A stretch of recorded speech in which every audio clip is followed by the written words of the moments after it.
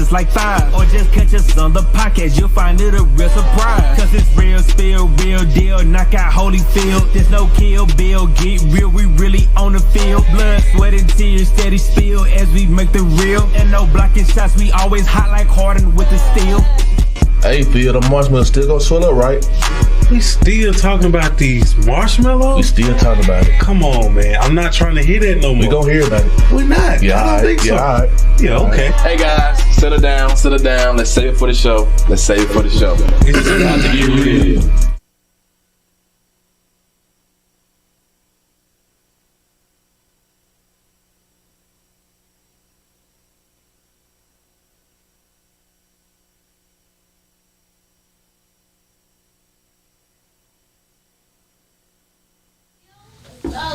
Good evening, everybody. Welcome to Real Spill 601, and today we are changing it up. I am your host, no other than Real Spill Phil, and to my right, I got none other than Deon Larry Bird, and we also have Yuan Nichols, but you will only hear him through audio right now. Deon Lacey. So let's get right into it. First question of the day. I think this might be the biggest one of all. Hey man, you didn't give me you didn't talk to me. I did. Right, yeah.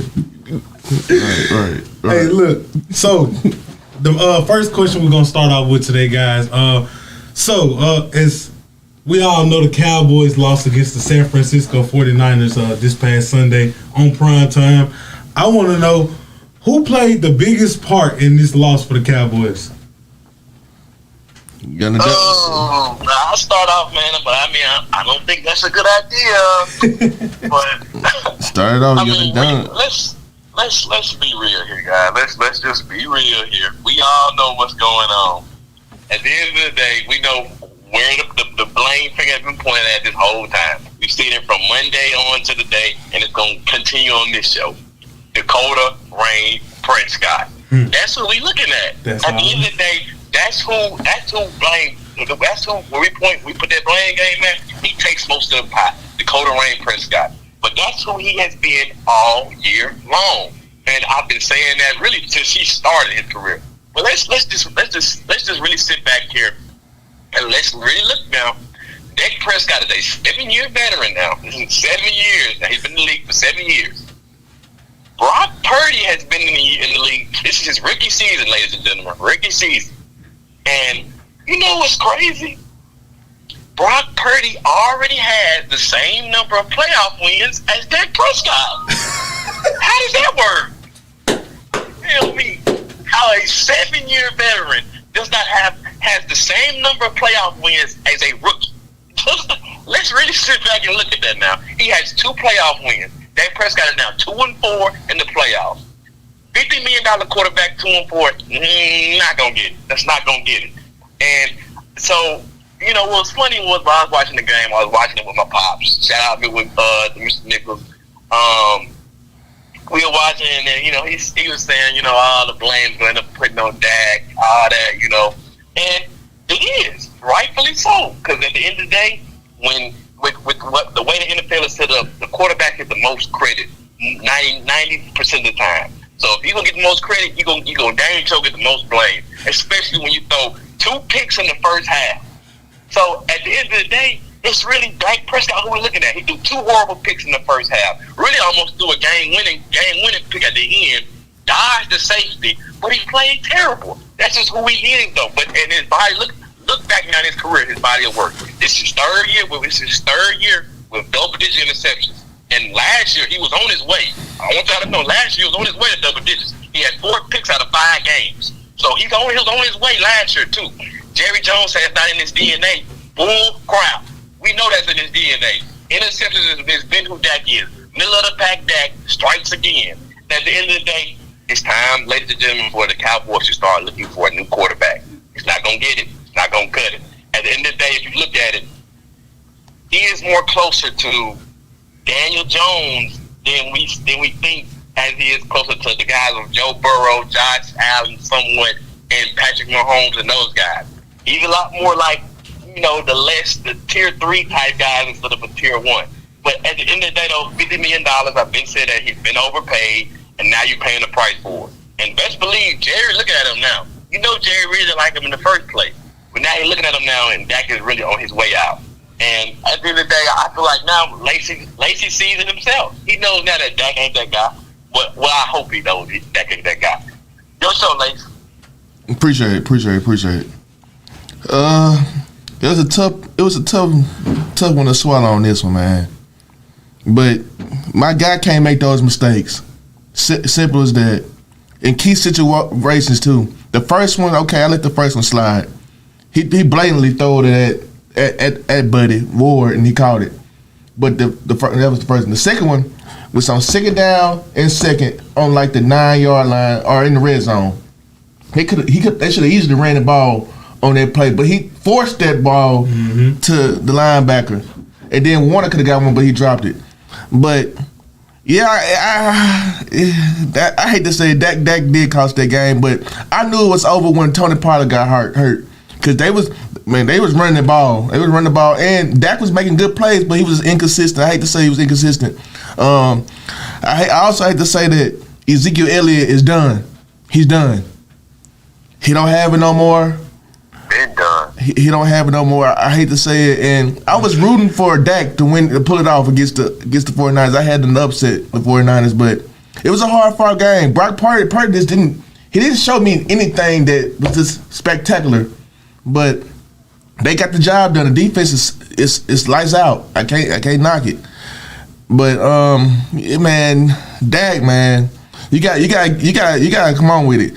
He said his press conference you will never see him throw no interceptions like that again, that high rated number again, and I believe him. He's not going to do that. He's going to be a whole different quarterback, and this really his. He got two more years to before Jerry go on and write his plan, check it out like he did Tony Romo. Because I don't think Cooper Rush is his conqueror and being successor if Dak go. Cooper Rush can't get it done. So Dak got to step it up this offseason. I don't know where you need to go to get some QB training and some pep talk, but we got to tighten up, Dak. I still believe in you, Dak, that you're going to get the job done and you're going to be the guy for Dallas. And I'm not a Cowboy fan, but I'm a Dak fan. And I still feel like he's a top 10 quarterback, and he has flashes, but you got to be consistent, man. I know this is an off year, but you still did some good things. You won a playoff game. Y'all went to the playoffs, second place, man. You just gotta the little things that you gotta fix, and you should be all right. But you in that market in Dallas. They don't like to lose. You gotta block all that out like you've been doing. Be the high caliber standard guy you are, and just win some games and keep making it to the playoffs and get past the second round. You'll be fine. Oh my God. In Dak we trust over here. Well, let me get my little small violin now and play this little sob story we just all heard from you. The question was, who played the biggest part in this Cowboys life? And I said it. And you know, there's a lot of stars on this team that we could all say, like Michael Parsons, but he was going up against Trent Williams all night. So I expect that type of game from him, because when you got to go up against Trent Williams, I'm sorry, but you're not getting nothing easy, and we saw that. Trayvon Diggs missed interception. It's only one guy that actually did a good job, and I had to get at the CD Lamb. Everybody else, you can pick them up and throw them in the trash. And the biggest trash that the Cowboys have to deal with right now, like Yuan said, Dakota Rain Prescott. I don't know what. Honestly, I feel bad for all you Cowboy fans out there right now, because you're stuck with him for 2 more years. Unless you're gonna trade him or do a buyout, you're stuck with him for at least 2 more years. So he can tell you can see that he can change the playoffs. You can see that though. So what? You can't give him some credit now. No. He needs to be thanking Cooper Rush for keeping. Dak Prescott, Jack nothing. I ain't giving him Jack nothing. Exactly. Hold on, Lacey. When you was talking, you was all over the place. Right. You talking about. At the end of the day, he didn't do this, and then now you come back and saying we trust him. First off, let me talk about your character real quick. Let me hit you on your character.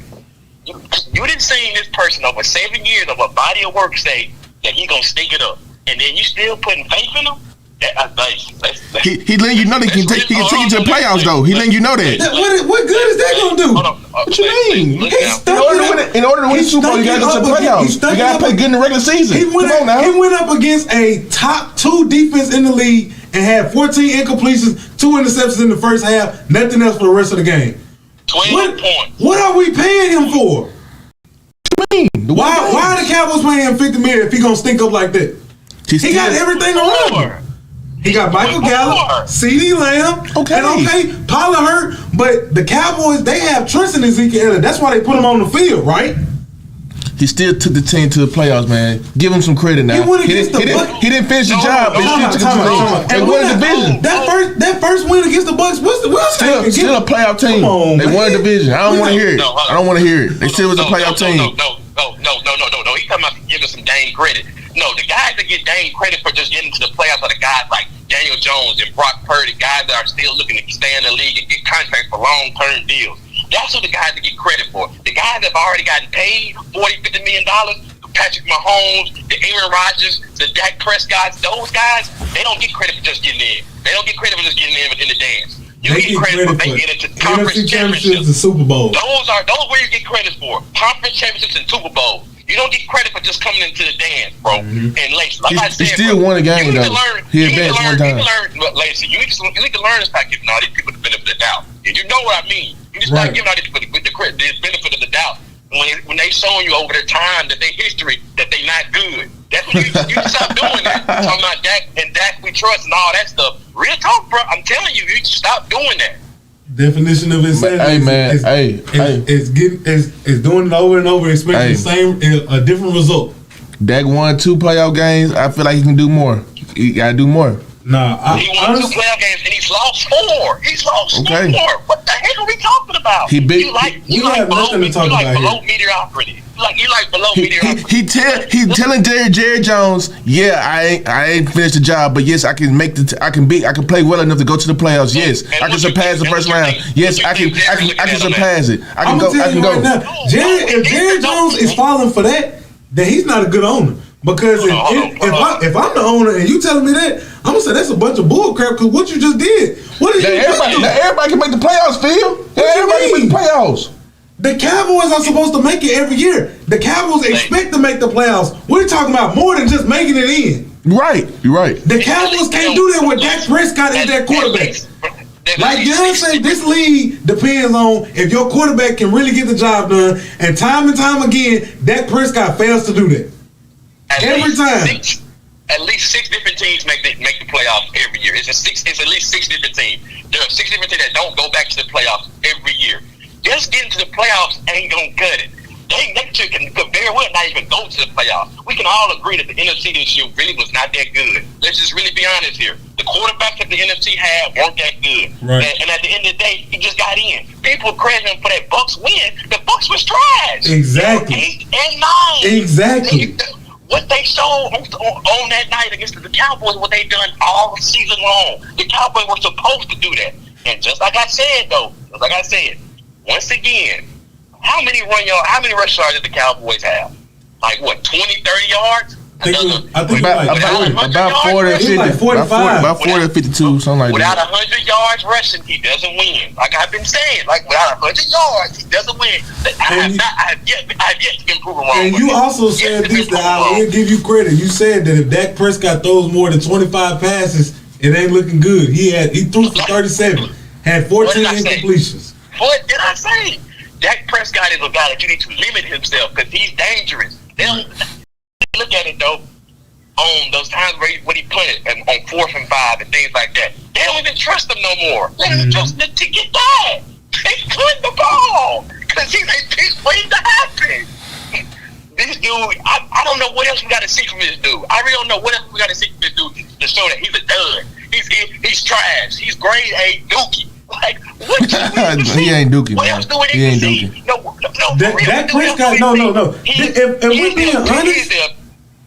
If we're being honest, in my opinion, this might have been Dak's worst performance. Because usually, when he's thinking it up, he's still going to get his stats at the end of the game. He barely threw for 200. Barely. 6 yards over. This is his worst. That was his worst performance. He went against a top-tier defense. You got what you getting what you paid for. He just can't deliver. A guy that can't deliver, you can't keep on your team. I don't care who you are. That's like I said, it's Kirk Cousins. That's exactly who he is. They looking at each other eye to eye. Two inconsistent guys. When they line up, they'll line up. But we know at the end of the day, when the rubber meets the road, who they really are. Not good. At the end of the day, that's what he's showing us year after year. 7 years. We got 7 years body of work. It's not like this is his third year. This is his second year. This is 7 years. He's not a rookie. He's not a second-year player. He's a veteran. He's been in the league for 7 years. A lot of quarterbacks don't get that many opportunities at the wheel. Let's just be honest. There's some guys right now in their second and third year. They don't even know if they're starting next year. Right. Let's be real. Right. If this was no other place other than the Dallas Cowboys, he would probably be out of there. He would have been gone. Would have been gone. But they said an interesting trade though. It was an interesting trade. Skip Bayless said it. Aaron Rodgers for Dak Prescott. That's the trade now. That's you gonna be a Cowboys fan? If Aaron Rodgers go to the Cowboys. I like Aaron Rodgers. I like Aaron Rodgers. Oh, so I'm not a big Cowboy fan. I'm like Aaron Rodgers. Okay, but he's not getting traded. If Dak Prescott was to go to the Packers, how would you feel about that? I guess a good move. He was gonna take y'all team from where it's at now to the bottom. You know that, right? Nah. Oh my God! I can't believe you even take that. But I don't see that happening though. So, hey man, that's the end guy of this. that's nice nasty. Yeah, right. LOL. Well, that's LOL. No. Well, that's the end of this segment. For all you Cowboy fans out there, man, I hope after this game you guys can see the forest from the trees now. We'll be back to you shortly.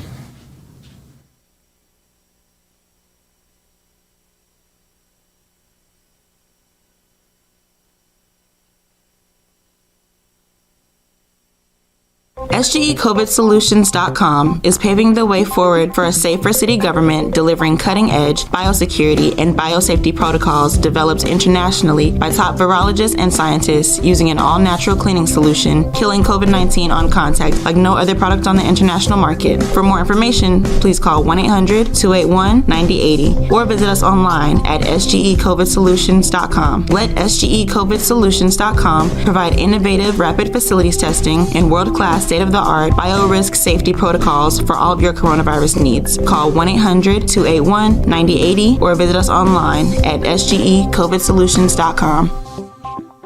Do you have something to say? Do you want your voice heard? Join the We Believe Global lineup. Be the star of your own show. For more info, call 800-492-5186, option number 1, or visit online at webelieve.global.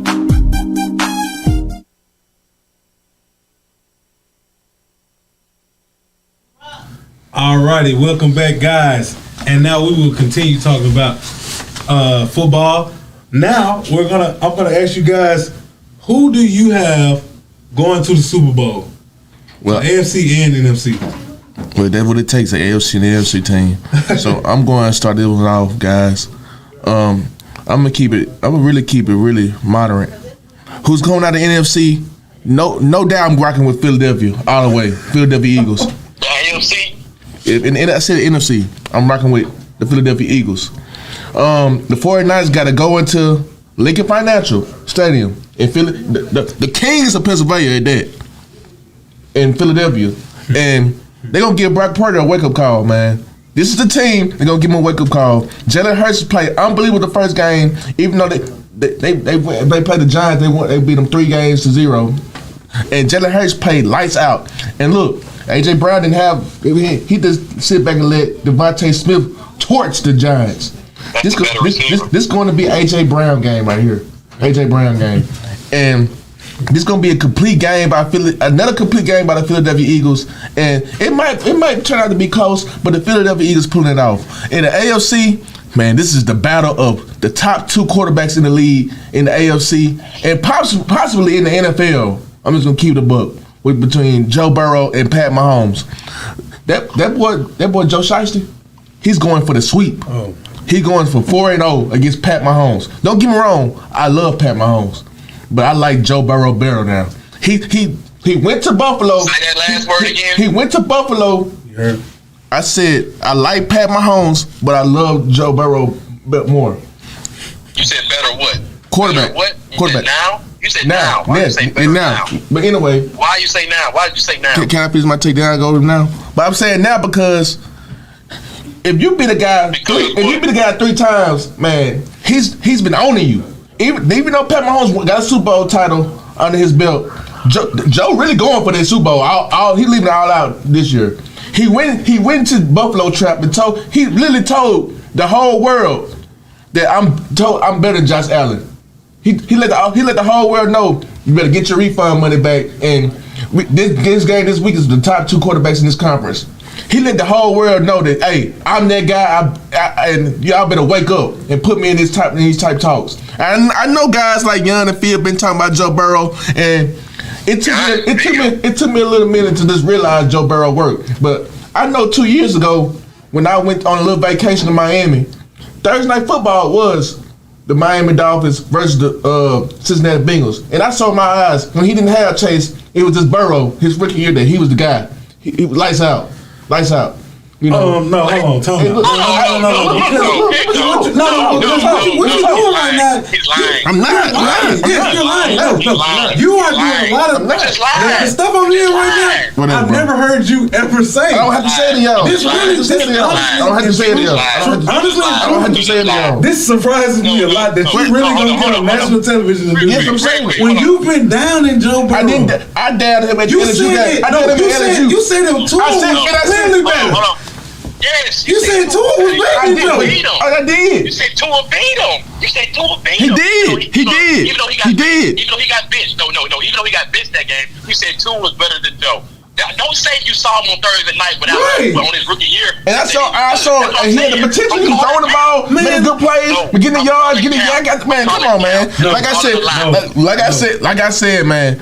This game right here between the Bengals and the Chiefs is gonna be one of them games, man. It's gonna be one of the games. It's gonna be a shootout. It's gonna be a duel. Spades for spades, chess for chess.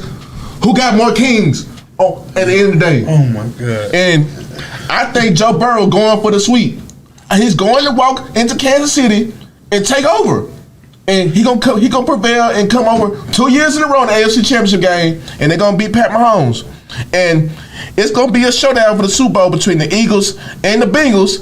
And I gotta pull with the NFC and the Eagles, cause I want my dog, my frat brother Jalen Hurts, getting one. Well, I'm ready to wager if you are.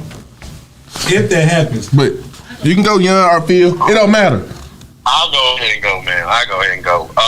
First off, I'm gonna go ahead and just knock about the AFC real quick. First off, I really hate that Lacey chose the Bengals because I feel like Lacey gives bad jinx and juju where once he picks a team, they're going to lose. And now I'm extremely nervous because this week Lacey chose Trevor Lawrence. He chose Trevor Lawrence over Pat Mahomes.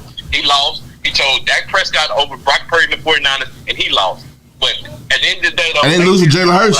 Lacey has been wrong on a lot of playoff games. Look back last year. Look back at last year at his picks, ladies and gentlemen. Go back last year and you see he's not very good when it comes to picking playoff games. But at the end of the day, though, I want to go ahead and put down on this one with the Joe Burrow talk. I have been legitimately the only guy on this show at the beginning rocking with Joe Burrow. I've been the only guy from day one talking about Joe Burrow being that guy. And at the end of the day, when Joe first made it to the playoffs, Deon Lacey picked the Tennessee Titans and Ryan Tannehill to beat him, and he thought that Ryan Tannehill was better than Joe Burrow. It went down to the wire, though. Man, shut your mouth. I gave you your time. You really thought Tannehill was better than him. I did. It went down to the wire. They lost. Tannehill threw interception, like you call it. Look back at the tape, ladies and gentlemen. He chose Ryan Tannehill. And then look back at the tape again, ladies and gentlemen. He chose Pat Mahomes against Joe Burrow last year. The only reason that Lacey is riding Joe Burrow right now is because he has silenced him. He's one of his doubters that he has silenced. Right. I been knew he was good. I been knew he was good. Because if you really... It sounds good. It sounds all good. But at the end of the day, ladies and gentlemen, this is what the fact is. He's picked against him multiple times. Now he is riding him and he's on the bandwagon. So what does that mean? I'm not on the doubter bandwagon. has been silenced. No. At the end of the day, though, I'm picking the Bengals over the Chiefs only due to the fact that Patrick Mahomes is injured. But the Bengals, let's not act like that the Chiefs are giving them an easy game, because the Bengals last game, let's not forget that Joe Burrow had 3 starting offensive linemen hurt. injured, and he's still coming to this game with 3 offensive linemen injured. But that's just what he does because he's like that. He's been like that. I'm not worried about him on big games because we've seen that since college. Since college, that he's cool with big games. Ask Jalen Hurts. And if you see Jalen Hurts, he's going to show Jalen Hurts once again what he does in big games. But at the end of the day, though, I'm picking the Cincinnati Bengals. And look, hold on, ladies and gentlemen, real quick, listen to him laugh considering because he's picked Jalen Hurts over Joe Burrow, ladies and gentlemen. So remember that now. I did. I'm sitting on it. It's gonna be a duel. It's gonna be another duel. But I gotta ride with Jalen Hurts. Right. It ain't gonna be no duel. But look, ladies and gentlemen, I just want y'all to watch that now. We're gonna hold to the receipts because I'm gonna call it out every time. I'm gonna call out the lies. But anyway, though, we're moving on to the NFC. On the NFC side of things, Lacey just lied to y'all. Ladies been talking about Jalen Hurts. Lit it up. Jalen Hurts only had 54 yards in that win against New York. It was a dominant game. Lacey, shut your mouth. I'll let you talk. At the end of the day, though, what happened was the Eagles ran the ball. They had 112 yards from Gainwell in that game. Deontay Smith only had 61 yards in that game. It wasn't like no offensive porn performance where they just threw the ball and flung it around all game. There was a reason why A.J. Brown didn't have a lot of yards. There's a reason why Deontay Smith only had 61 yards. They didn't throw the ball like that. They ran the ball. That's what got them to win. And at the end of the day, though, that's what happened, ladies and gentlemen. But I'm picking the 49ers because they match up well against them, and the Eagles don't do good against guys with yak. The 49ers in every position have the number one guy when it comes to yak, which is yards after catch. Those guys are what they do. Christian McCaffrey, George Kittle, Debo, I trust them a little bit more. I think it's going to be a very defensive type game. I don't think it's going to be high scoring. I do think that I will say that I feel like the Eagles receivers will probably do a little bit better as far as against when they did against the Giants, due to the fact that I think that the 49ers secondary is a little bit suspect when it comes to their corners in some aspects, which Dak Prescott cannot expose because he overthrew CD and he's overthrew Gallup. Nothing much, but real quick, ladies and gentlemen, let's really look at this now. The Eagles have been in the NFC Championship twice with 2 different quarterbacks. The 49ers have been to the NFC Championship twice now with 2 different quarterbacks. And last year, the Rams, they've been to the NFC Championship twice and with 2 different quarterbacks over their tenure. And over that tenure, you know what's been the only single quarterback for the Dallas Cowboys? It's Dak Prescott. That's crazy. All of these guys have got to the NFC Championship game except Dak Prescott.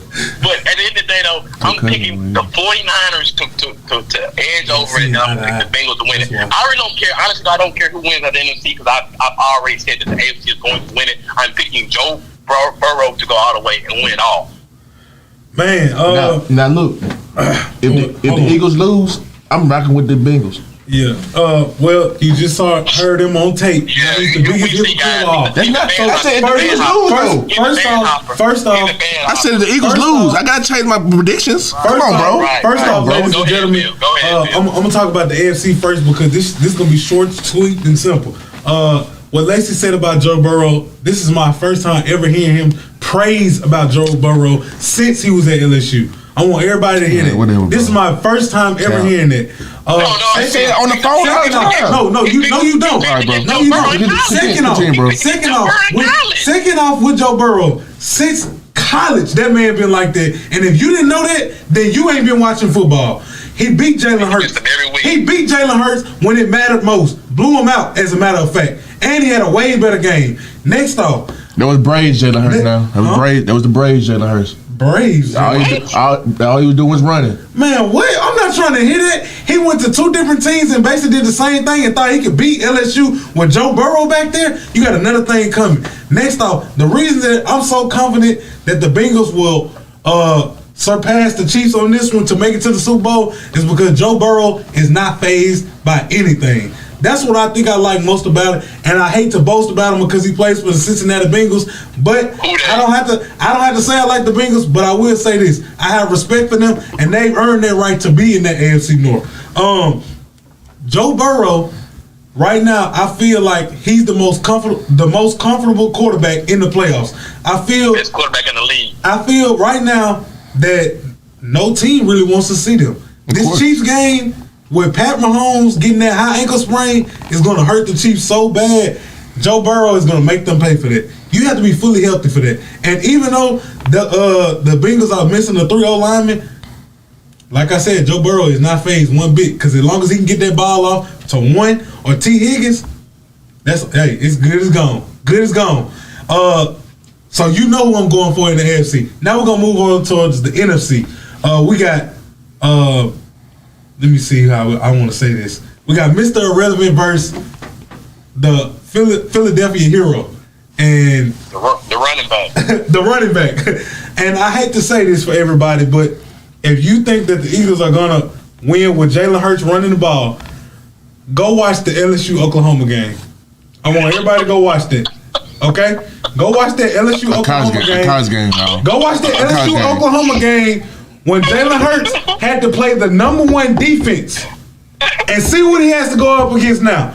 Like Yuan said, the 49ers match up well defensively. So Philadelphia don't have a defense. They got what you trying to tell me? I'm talking about the 49ers right now. The 49ers defense. The 49ers defense match up. I feel that the 49ers defense match up very well against the Eagles right now because they might be hurting at the corner position, but they have a Pro Bowler at every level, at safety, linebacker, and D-line. Jalen Hurts is going to have to be on his P's and Q's because I guarantee you, if he throw it in the air, it's a 50-50 ball. It ain't going to just be an 80-20 with A.J. Brown and Devontae Smith. And if you think them quarterbacks sweet, they're really not. Okay. I'm just letting you know. Ward going to do his thing. We call him Mississippi native. Ward going to do But his A.J. thing. Brown going to torch him. We will find out. He probably can't bound, but A.J. going to torch him. And I noticed something about A.J. Brown. He was getting mad because he wasn't getting the ball, but they won. Right. What does that show about him? What? He don't care about winning. He just wants a stat pack. That's what I'm saying. So you and your boy probably in the same boat. But man, look. All I'm gonna say is I get to talk as a problem. Talk then. That's all I gotta say. 100, talk about it. Yeah, we can do it. Okay. Like I was saying, I have the 49ers winning over this game. The last time that the last time that Brock Purdy and Jalen Hurts met, it was in college. They won by 1 point because of a controversial 2-point conversion. That's the only reason Jalen Hurts won, and it wasn't because of him. Brock Purdy had the better game. He had 5 touchdowns, no interceptions. Jalen Hurts had 3 touchdowns and 1 interception. And he rushed one. Hey, Brock Purdy, he's a quarterback. He don't got to run. He don't got to be a running back. That's what I don't understand. You like Jalen Hurts because he's running the ball. That's do a threat. Do a threat. Just like Lamar. Do a threat. You saying the same thing about Lamar? Lamar not winning. I kind of wish Jalen Hurts I wish Dak Prescott uses wheels like he did Mississippi State. And the only other reason that Jalen Hurts probably don't get hurt as much as Lamar Jackson because Jalen Hurts' body built different and he weigh more.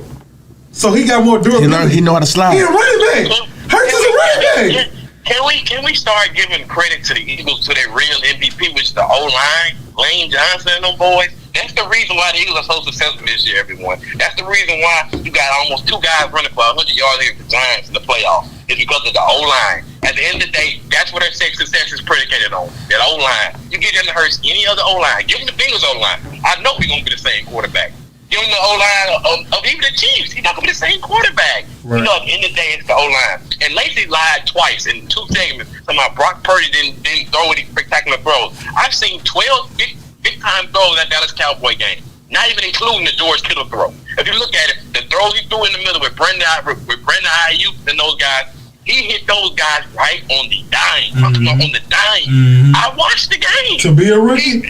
He makes great, and what got him into the NFL because he makes great decision making on the fly. Mm-hmm. He makes quick decisions, and he's precise with it, and he's accurate.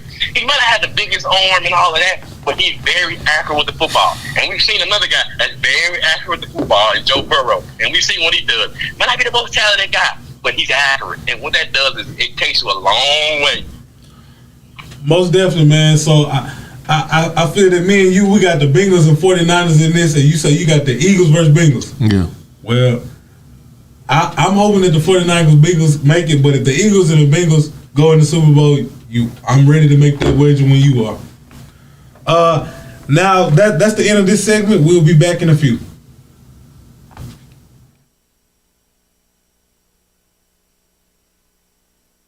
Advertise on WeBelieve.global, a brand new digital media platform.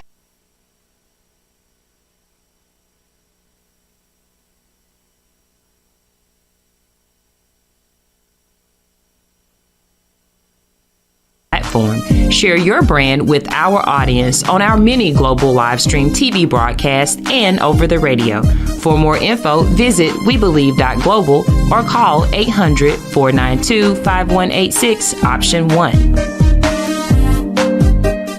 Hi, I'm Q Talicia Garrett. I am here to introduce our New South Development and Training Outreach Hour every Tuesday at 2 p.m., giving you information on how to become a part of the programs through USDA and Farm Service Agency. We can be reached at 678-779-9468. We can also be found online at newsouthoutreach.com.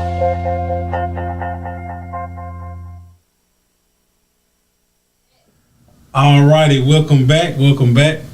This next segment we'll be moving towards our HBCU. We got a couple interesting topics.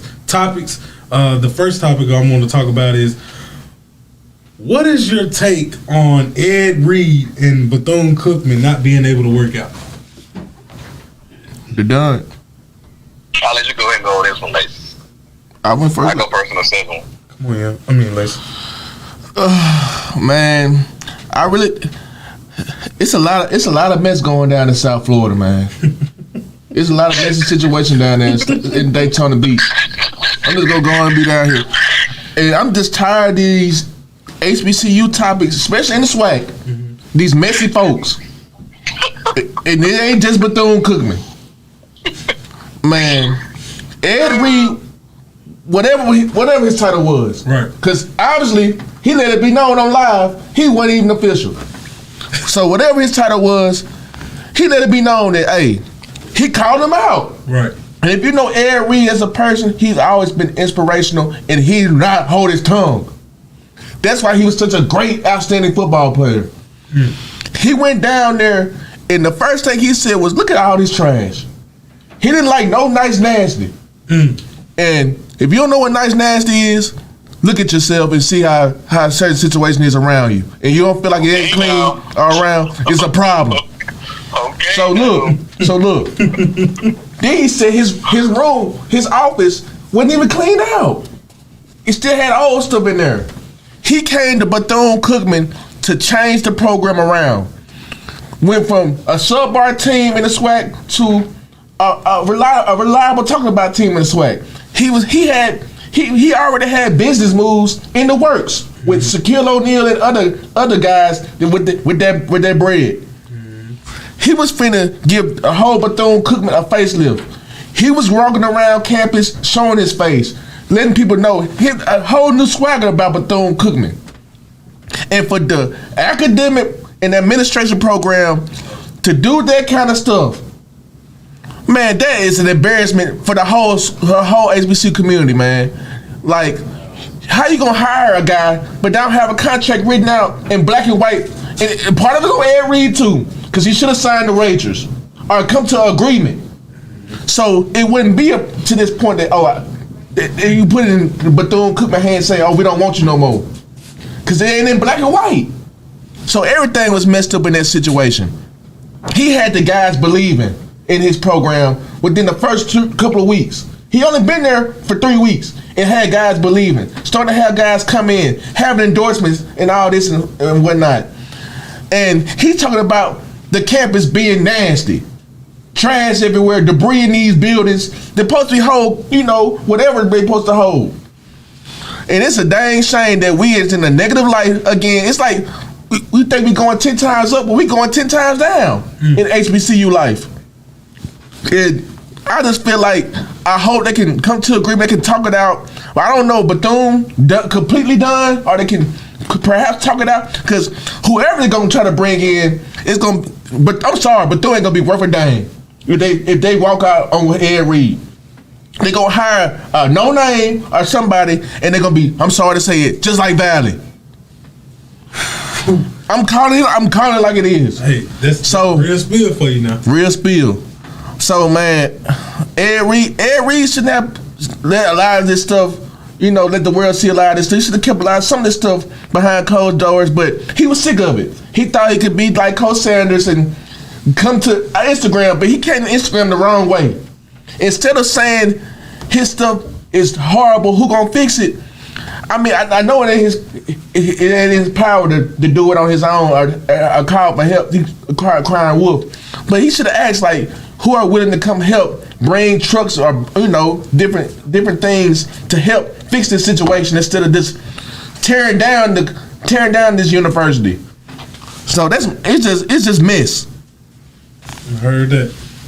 Yeah. Go, Yuan. Okay, I'm going to pick a side here on this, and Lacey. First it seemed like you was with Ed Reed. Then you start doubling back and circling back around on this, like you were just kind of trying to watch your comments on this. But I'm gonna go ahead and just call it like it is. At the end of the day, ladies and gentlemen, rule number one: don't go talking about your company when you ain't signed a contract. That's rule number one. At the end of the day, be quiet real quick. Tell my facts. You talking about he was right with this or that? First off, you don't say nothing about a company when you ain't signed no check and you have yet to get a cent in your account. That's one thing first. Second off, at the end of the day, yes, HBCUs, we all know that they've been underfunded, underlapped in resources for years. Do we know that there needs to be a change? Yes. That there needs to be more awareness into it? Yes. But no, you don't go in with first off, not even being technically an employee and go in and just berate your whole company. You don't just show it to the whole world. You go ahead and go to upstairs. If they're not getting it done, at least wait till you get a job and win a game. This man win a game. Yes, he's put in work on talking about getting sponsors and getting recruits. All that's fine and dandy. But at the end of the day, though, you don't berate your company like that, just off basis like that, off rip. There's ways to do it. There's a time and a place. And at the end of the day, the problem is, the one thing I will agree with you, Lacey, with this, you said he thought that he was going to be like, he was trying to be like Deon. And see, what the thing is, Deon got these guys fooled. Let's just be real. What Jackson State tolerated is not what all these other schools are going to tolerate. First off, Deon has already set up the HBCU word of the month. He came in, he started saying whatever, posting whatever, and asking whatever, and Jackson State appeased to most of them. Not everything, but appeased to most of them. And at the end of the day, I feel like Ed Reed saw that and thought he could take a page of that book and go ahead and expose this and that. But no, you cannot do that because this. Now HBCUs know that these guys like Ed Reed, Deion Sanders, and that, excluding the outlier of Eddie George, that these guys are looking for ways to enhance their career and move up on a stepping stone. That all they're doing is not to be here for a long-term project, but to be here for a short-term, so that a bigger program can come. And if that wasn't his intention, it's too late, because what Deion Sanders has created now is that aura around these guys now moving forward. That's more than likely they cannot trust these guys to be here for a very long-term deal. At the end of the day, though, the problem is now is, if I already know you're not going to be here long term, the tolerance level has dropped. I'm not going to tolerate certain things. And especially if I ain't even gave you a contract yet and you are already talking crazy, I'm cutting it. I'm cutting it. It's a wrap. I'm not doing it. They had all rights to do that. I know people feel like the area was in the right heart and all that, but once again, there's a time and a place. That is not good business. That is bad business on Ed Reed's part. I get that his heart may be in the right place and all that, and helping the kids, but that was not the right time or place. And in my opinion, the right way to do it at all anyway, though. We got to stop using this social media as a way to prove a point. The real people that you want to listen to it, they not listening. I want everybody to know that. That social media where you try to send messages and send subliminals and all that stuff, it's not working. Stop it. End it. It's not going to work. All that does is just make it look worse on you. That's what it really does. Make it look worse on you. Now, at the end of the day, though, he's talking about all this on the social, talking about this, they don't look good, this, all that, showing all the bad stuff about it. If you don't like it, then why are you still there? If you feel like they're not listening to me, for instance, but you have yet to sign a contract and the higher up are listening to you, and you've seen that the resources are not like that, bounce. But the reason why they're not bouncing is because of one thing. No other school is going to give him that head coaching job, guys. Let's really look back at that now. They're not giving him no head coaching job. He's going to start off from the bottom and work himself up the ladder. What these guys are thinking to do is find a cheat code, a cheat way to go ahead and become a head coach and then move forward on the ladder and staying in the head coaching position. Because the head coaches don't go back and become, most of the time, unless they have a failure type season, they don't go back and become OCs or DCs. They continue to be head coaches, and that's what they try to do. Is be head coaches in the HBCU, and then go to the Power 5 schools, continue to be head coaches. That's what they're trying to do, and trying to sneak through this. other than the guys like Eddie George, who I commend, who is comfortable in his position and is staying 10 toes down with HBCUs and swag. Let's not look at this on the other side. Look at this black and white. At the end of the day, Ed Reed was wrong. Right. Hey, Yuan, I'm most definitely gonna have to agree with you on that. Ed Reed, I love you to death, my guy, and I feel that you're one of the best safeties to ever do it. But in this situation right here, the very first thing that he messed up with is he went to social media. You do not do that, especially if you haven't even signed any paper or contract saying that you're the head coach. You can't go onto a campus doing that. Especially the type of person that you are, you can't go and do that.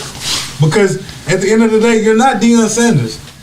People see Deon Sanders in a different light than they see Ed Reed. Ed Reed don't get on social media. He don't do bar stools. He not on none of these, you know what I'm saying, all these other endorsement deals and things like that. He lost his Barstool contract, ladies and gentlemen. Let's make sure we remember that. He's not with Bar. You're right. He's not with Barstool, but he was at one point during the season. But what I'm saying is, Ed Reed, he picked up Amazon. Ed Reed is not in that light where he can get on social media and say one thing and people are going to just automatically be with him. You know? Because as soon as he got onto him about Bethune-Cookman being this and being that, I feel like everybody immediately went to turn against him, and then Ed Reed he was on the defensive side trying to defend himself and protect his career. Because like Yuan said, he's not going to get offered another coaching job in the SWAC for what he just pulled off now. Now he's got to try to keep this job and then work his way up. And I mean, he probably can get Valley though. But who gonna want Valley? I don't know, man. I honestly have to agree with Yuan. I don't think any other school will take him. I'm not gonna say that it's probably unlikely that he ever gets a SWAC coach job. I mean, he might later down in the future, but not right now. They're not. Maybe a certain. He's gonna have to. But if he does get a job, they're gonna let him know he has to keep his mouth shut. He's messing it up for himself now. They're gonna might put in the contract clause of that social media crap and all that stuff. They're gonna cut it out. But see, the other thing is, it's gonna be more pressure on him now as a coach, because now not only you done talk bad about my team, but if I let you stay, you gonna have to show me some production. I need wins. I don't want losses. I want wins. I want to go to SWAC championships. We trying to bring we want to have a SWAC championship at Bethune-Cookman. You know what I'm saying? Where they gonna sit at? He put himself in that spot. Like we always say, you got to lay in the bed you made. And right now, that's what Ed Reed got to do. He got to lay in the bed he made. So you put yourself in this situation, you have to find a way to get out. Y'all got anything else to say? Man, no. He gotta make some boss moves now if he want to get this job. He got to probably sweet talk some people now. Right. He's gonna have to actually do some work. He can't just do that talking. He gonna have to put some action into it. Most definitely. At the end of the day, everybody ain't Deon. Let's just keep that a stat. Right. That was the exact reason. Or if you go back to later episodes that I gave my rant on when Deon left. Everybody ain't Deon. You can dress him up like you want to, but at the end of the day, it ain't that same person. And we see now, everybody don't have that same effect. I try to tell people that he doesn't have that same effect. Maybe a Ray Lewis, or something like that of that nature. But as we see now, everybody ain't the same. Everybody don't get that aura and that willingness where they abide by whatever they say. But see, like I said though, now this is the Deon effect. It is stuck it up into these institutions now where they know these guys are not going to be here long term. They're not looking at that. They're looking at it in that light no more. They're looking for a quick start. A quick start to jump the career off. They looking at this now. They thinking that these guys are now just going to be a good time, not a long time, fellas. We all know what that means. Right. A quickie. The first time is easy because you don't know what to expect. But the second time, they got you. Alrighty. It seems like we're done with this topic. We'll be back shortly.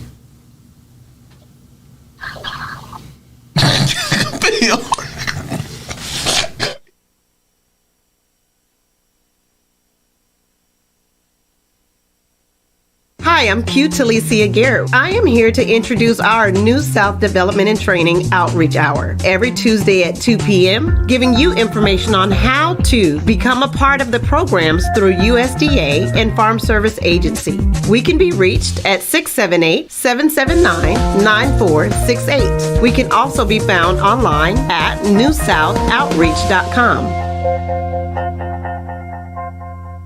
SocratesGarrettENT.com is a diversified firm specializing in recycled aggregates and crushed concrete. SocratesGarrettENT.com's recycled materials provide the construction industry with significant economic and environmental benefits by recycling clean concrete rubble into MDOT grade rock materials. Recycled aggregates and crushed concrete can be applied to driveways, road construction, bank protection, parking lots, general bulk fills, and more. By using SocratesGarrettENT.com's crushed concrete products, anyone from homeowners to general contractors can help reduce landfilled concrete waste, conserve natural resources, and gain significant economic savings on materials and disposal costs. For more information, please call 601-896-0084 or visit us online at SocratesGarrettENT.com.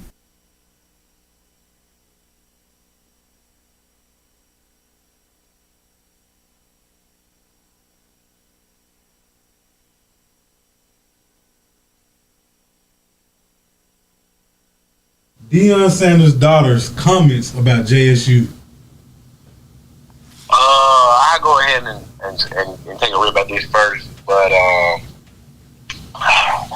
said if you look back on my Deon Sanders run, I even said it then. I was like, this is my city, and it's different if somebody from the inside talking about it. From the outside, I'm not gonna do it, and I'm not gonna stand for it. Mm-hmm. And so at the end of the day, what her comment stated when she's talking about the campus is full of killings every time, and then before the devil back and say she really didn't lie, she just got the number wrong.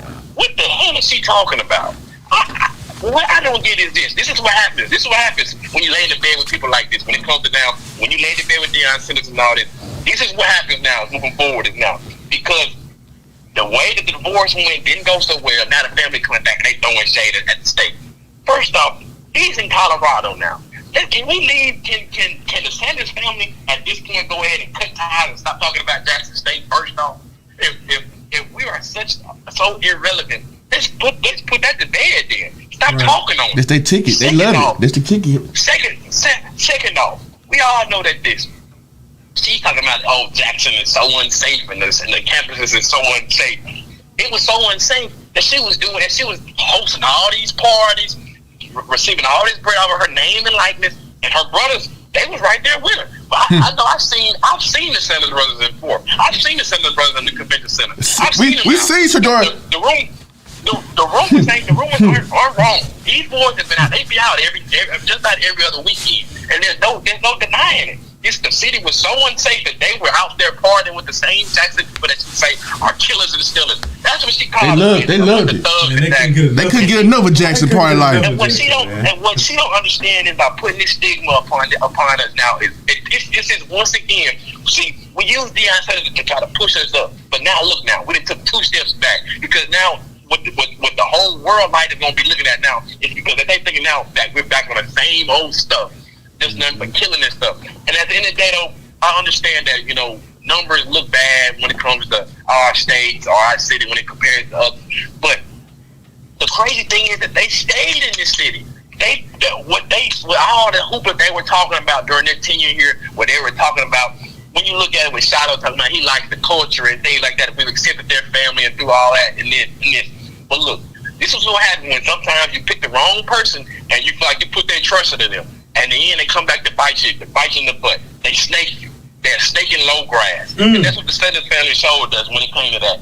She put all these statements out, which was really crazy in my opinion. And for a double back, at the end of the day, I feel like her comments were nothing but likes and shares for her to get her name up and get her name out there again on the social media platform. Yeah, she was defending herself and all that, but I bet you she was living them likes and them acts way more. She saw 100,000 views on that video. That sorry apology. Right. That's the most. That's the most. Just get her name up there. Get her name into the mix. And I see right through it. But no, the people have a right to be angry. You're not gonna just S on our city like that. Right. We're not gonna let you do that. Right. We're not gonna just stand for that. And at the end of the day, I just feel like, man, like now if we really step back at this little Deon Sanders project, let's just really be real. At the end of the day, she talking about he gave them everything they promised. I do not see a Celebration Bowl championship in that Jackson State trophy room. At the end of the day, he won only 2 SWAC championships, ladies and gentlemen. And let's be real. The last 10-year team to go multiple SWAC championships was Alcorn, where they won multiple, not just two back to back. That's easy work. Back to back to back to back. That's what Alcorn did. Getting 2 SWAC championships in a row. That's not. That is nothing out of the ordinary, guys. With no name. We ain't had no superstars. Everybody got it out the mud. Where did they turn? Right. And so when you bring a guy of that stature like Deon, I think that's what our problem too was. We didn't give him the right expectations. When the first year we lost Celebration Bowl, the churches have been on his ass. Excuse my language. They been on his ass and told him next year we need a Celebration Bowl. And what did he do? Once again, already 1 foot out the door. Because in my opinion, they shouldn't even let him coach the last game of Celebration Bowl once he already gave out his name to be in Colorado. They should let him or his son play because they were already 1 foot out the door. Once the game ended, they was headed out on the plane straight to Colorado. And so at the end of the day, I want to call Deon Sanders' tenure there a failure. Right. Man, they gave a lot of fake handouts. And one thing about Jackson, Mississippi, we blue collared. We blue collared. We gonna call you out on it. Right or wrong, equal, we gonna call you out. And the stuff she put out on Ball Alert, she made Ball Alert irrelevant again. She made them irrelevant again because the Ball Alert, I knew they was just doing high school clips and stuff like that. Now they doing podcasts. She made them irrelevant again. Yeah, most definitely. Ain't no way she talked about our city like that and try to put us in a negative way, which has already been negative, but we had some high praise because of her father and her family. Man, that doesn't sit real well with me. I didn't want to comment on what she said because it's bogus. It's bogus. Like Yuan said, snake in the grass. If we would have walked in there, they would have bit us. Now they trying to bite us in the back. They being some backstabbers. Because ain't no way you gonna talk about a crime. And we only had one crime around Jackson State. If she would have said Jackson, the city as a whole, of course, it wasn't even every day. Of course, it was probably once a week or so, but it wasn't no everyday type stuff. Now, WLBT, they called out on it. And the Jackson State school board called them out. Only one death happened with that tenure. Right. Like, come on now. You can't sit there and she man, that's fake love. Mm-hmm. Fake love. They got, Jackson made, I'm calling it how it is. Jackson, Mississippi made Deon Sanders' family relevant again. Standing on it. Sador was going to FAU. He wasn't even going to a big dang school. Mm-hmm. Shiloh was at South Carolina when he really wasn't even doing that in South Carolina. No playing time. Deon Sanders Jr. get in trouble. Wasn't even on his dad's good side. Mm-hmm. Dropped out of SMU. Deon Sanders was the breadwinner. Her daughter was the no name. Mm-hmm. Jackson, Mississippi made them irrelevant again. I'm standing on it. This probably be the one time I'm gonna have to agree with you, man. I feel that Jackson, Mississippi most definitely was a big catalyst for the way Deon Sanders' coaching career is going right now. Without Jackson State, what could he have done? Where would he still be an NFL network? Jackson State, because making big bread. If we're being honest, Jackson State allowed you to do a lot. Your tenure, that could literally happen at any other school. It's not just happening. And one thing about Jackson, they caught all the receipts at Colorado when Deon was there. They was behind closed doors. They didn't even talked about robberies, so all this fraudulent deaths, all rapes, all this stuff. Jackson, Mississippi, calling them out on it, but they ain't gonna say about Colorado. Oh, they're not blue collar, superior, crapping on Jackson. Just because there's an HBCU in Jackson.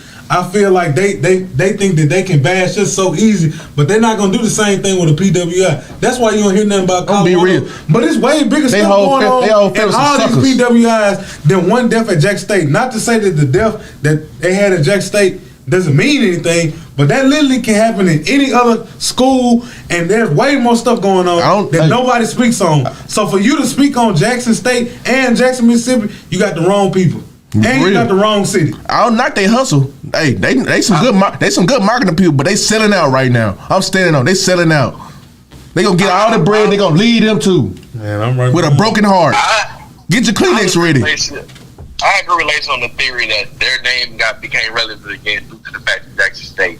And the sad thing is that we were too low for it just become by bringing a big star in. We were 10 toes behind them. We were 10 toes behind them. Really look at what we did here. Like, let's really sit back though. We spoiled them. Right, you're right. We spoiled them. His little whatever you want to call it, Christian Academy, whatever he had going on over there. Trinity Christian. They shut that down. They shut down truth. They shut it down because there was a reason why they shut that down. They shut that down. At the end of the day, Shadur, like we said, was not going to be that guy. What Jackson State helped him do was help him find a way to get a pathway and have him for them to get Shadur into the league. Charlotte was actually, in my opinion, he actually was better off in South Carolina, though. I feel like he was maybe the one Sanders time. Right. He was the best. He was the best one. He made it to South Carolina.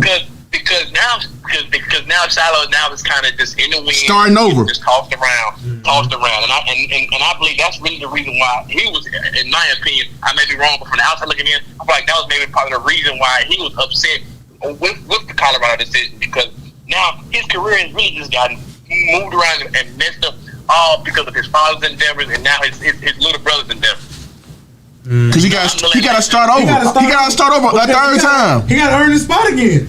It's probably, now let's be honest, guys. I mean, other than with by name, he's gonna maybe try out in the draft, but he's right now. Shiloh is a fifth, maybe a sixth rounder, hoping to get in. He gonna totally agree. He might go undrafted. He's gonna have to. I mean, he's gonna have to work. And some lives from just due to the fact of his father, but he's going to have to really fight to stay on an NFL roster, and that's kind of sad due to the fact of what's been going on. I'm gonna let Lacey deal with Deon Jr. But as far as cameraman, the older daughter, clearly, I didn't know who she was like that. Exactly. I've never seen her even at a Jackson State game. I knew who she was. I could give a rat's butt of who she was, to be honest. And for her to come in and talk like that, like she really was bullying her. And she only came for events. She didn't come to all the games. She only came for homecoming, Alcorn. The question is, and Young Dog with this is, she acted like she really lived to the city. All she said was that she was just getting it from what she heard. The key word was what she heard when she came. At the end of the day, name me out of community service project that she did. Not what your father did, not what money your father did. And the community service that you came into the city and did with your own hands. Chandra Sanders, thank you. Laughing in our face at 4th Avenue. Laughing in our face at M-Bar. Eating no wings. Spoke to the youth. Name the times you've done all that. All you did was enhance yourself by taking on the money that you could get from the net for your name, image and likeness on the nightlife. That's just all that was. And that's just call it how it is. At the end of the day, those comments were, in my opinion, very ignorant. And as Bill said with Deion Sanders on him, like his tweet talking about he staying 10 toes with his siblings, with his daughter and his sons and all of that. I understand that, it's cool and all, but right is right as wrong is wrong. You gonna call out your daughter for lying like that on basically national television? Thank you. With the views, he agreeing with it. He agreeing with it. National television. You gotta call that out. And you have to. He talking about he hold receipts, hold them receipts, and hold this. John off a real split 601 ain't rocking with it. I'm not rocking with it. And I'm standing 10 toes. Hey, we see through the fakeness. We see it through all. Jackson see it through. Jackson see through the fakeness too. They was 10 toes behind you, and now you backstabbing us, man. You backstabbing us. I heard that. And I never got my interview. Right. Hey, we calling that out. I'm gonna say this too. I'm gonna say this too. Hey, Deon and his family. Hey, Jackson. Hey, you better ask Lil Wayne and you better ask LeBron James. Okay. They gonna mess around and they ain't gonna be welcome no more. Real talk. I heard that. They already sent the jerseys back. They said they didn't want them. They don't even want the jersey no more. They gave it to them. Well, I hate to cut it short, but it seems like we have to get up out of here. So I'm calling it. Go end it off, Lacey. Man, hey, this your boy Real Bill. This boy Straight like Deon Lacey and Yuan done. Hey, we be back again next Tuesday at 6:30 with the whole cast, man. This is Real Spill 601, and we out of here. Yes, sir.